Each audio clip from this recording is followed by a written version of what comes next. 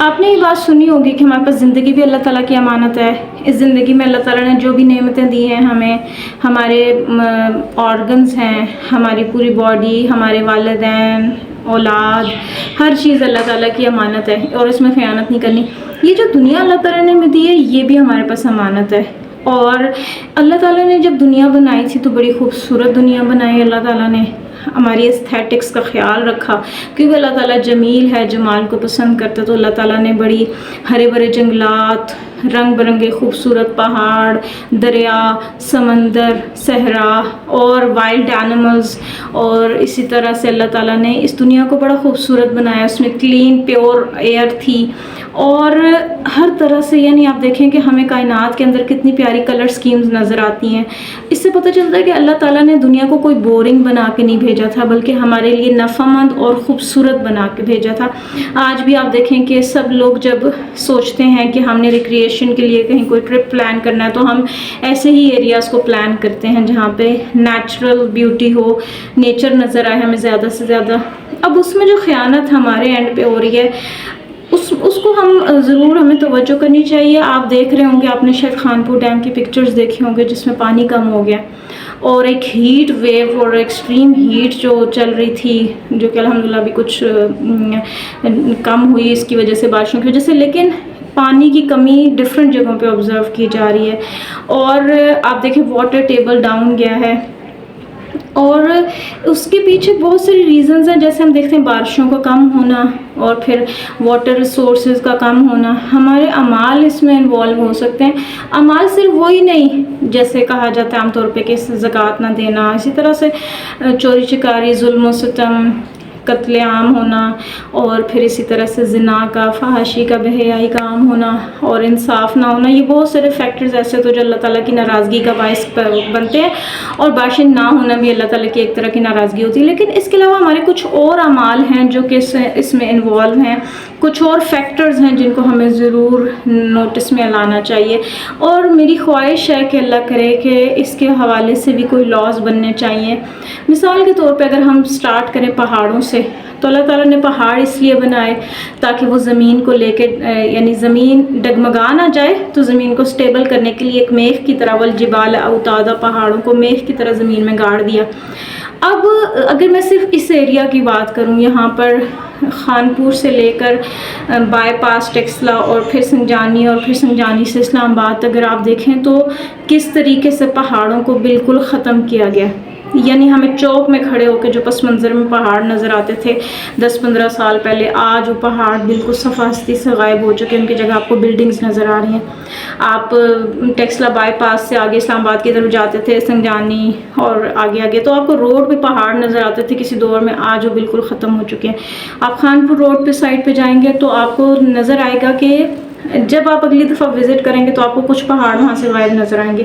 یعنی پہاڑوں کے ساتھ کرش مشینیں لگی ہوئی ہیں اور ایسے مہینوں میں، ہفتوں میں پہاڑ بالکل ختم ہوتے جا رہے ہیں. تو ہم اس طرح سے زمین کا بیلنس خراب کر رہے ہیں. تو یہ بات تو ہوگی پہاڑوں کی کہ اگر ہم اس طریقے سے پہاڑوں کو ختم کرتے جائیں گے، کاٹ کے، کبھی اس کو پہاڑوں کو ختم کر کے توڑ کے ان کی جگہ ہم کوئی بلڈنگز بنا لیں گے، کبھی پہاڑوں کے نام پہ ہل سوسائٹی یا فلاں ہلز کے نام سے ہم کوئی ہاؤسنگ سوسائٹی بنائیں گے اور اسی میں اندر سے ہم پہاڑ ہی ختم کر دیں گے، اور ہم فیکٹریز بنانے کے لیے، ہم سوسائٹیز بنانے کے لیے، اور ہم اپنا سیمنٹ اور اپنا جو کنسٹرکشن مٹیریل ہے اس کے لیے ہم پہاڑوں کو ختم کرتے جائیں گے.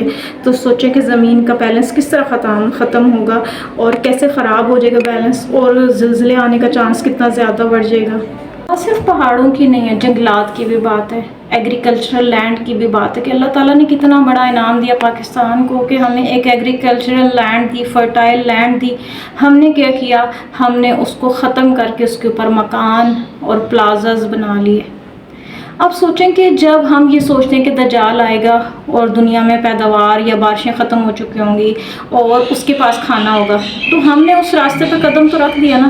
جب ایگریکلچرل لینڈ ہی ختم ہو گئی زیادہ تر، یعنی یہ نہیں میں کہہ رہی کہ بالکل ختم ہو گیا اوبویسلی، لیکن کیسے آہستہ آہستہ کھیت ختم ہوتے جا رہے ہیں اور اس کی جگہ مکان بنتے جا رہے ہیں اور کنکریٹ کا ایک جنگل سا بنتا جا رہا ہے. جنگلات کتنے بڑے پیمانے پہ ختم کر دیں گے. یہاں پہ قریب میں ایک سوسائٹی ہے گھنا جنگل تو ختم کر کے بالکل پلین بیرن لینڈ میں کنورٹ کر دیا اس کو اور مکان کھڑے کر دیا. اب سوچیں کہ پھر اس کے بعد ہم نے ایک اور جو چیز ہے کہ اوور کنسٹرکشن اور اربنائزیشن میں کیا ہو رہا ہے کہ ہمارا سیوریج سسٹمز اور ہمارا روڈز اور پھر ہر چیز کو سیمنٹڈ کرتے جانا یہاں تک کچی زمین ہمارے پاس ختم ہو گئی ہے.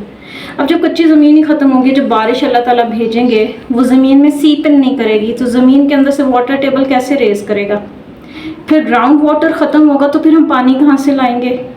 الحمدللہ ابھی تو ہم ان شہروں میں شامل ہیں جو کہ جہاں پہ میٹھا پانی الحمدللہ گراؤنڈ واٹر موجود ہے, لیکن جس تیزی کے ساتھ کھیت ختم ہوئے, جس تیزی کے ساتھ ہمارے پاس کچی زمین ختم ہوتی جا رہی ہے, تو کب تک یعنی گراؤنڈ واٹر کب تک ہمارا ساتھ دے گا؟ واٹر ٹیبل کتنا نہیں, ایک تو آلریڈی بارشیں ختم ہو رہی ہیں, کم ہو رہی ہیں, اوپر سے ہم نے واٹر سائیکل کا ایک رستہ ہی ہم نے ڈسکنیکٹ کر دیا, یعنی کہ زمین میں پانی نے جانا تھا, اب کیا کہ پانی جائے گا تو گٹر میں چلا جائے گا, سیپ ان کرتا تھا پانی.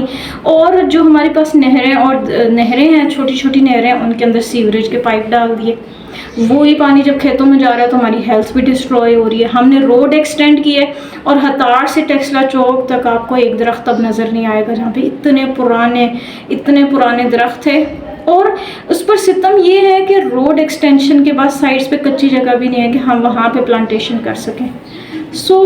یہ ساری چیزیں مل کے ہمیں کس طرح سے ہمارے انوائرمنٹ کو, ہماری کلائمیٹ کو کس طرح سے ڈسٹرب کر رہی ہیں. اور جو ہم سوچتے تھے کہ گلوبل وارمنگ ہوگی, وہ ہوگی نہیں, وہ تو ہم آپ دیکھیں کہ اس کا تو پروسیس ایک طرح سے سٹارٹ بھی ہو چکا ہے.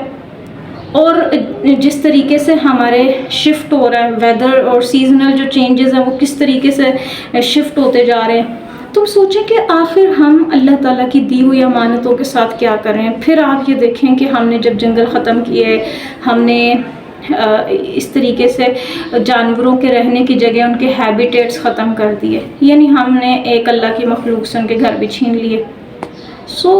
ہم آخر یعنی اس کے رزلٹس تو نکلیں گے نا.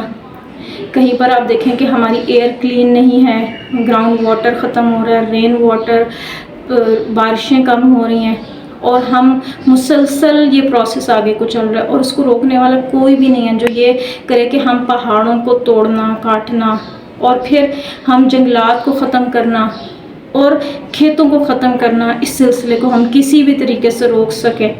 ادروائز اللہ نہ کرے کہ ہم کسی ایسے اینڈ پہ جائیں گے جہاں پہ ہمارے پاس فوڈ, واٹر اور ہر طرح کے یہ والے نیچرل ریسورسز ڈپلیٹ ہونا شروع ہو جائیں گے.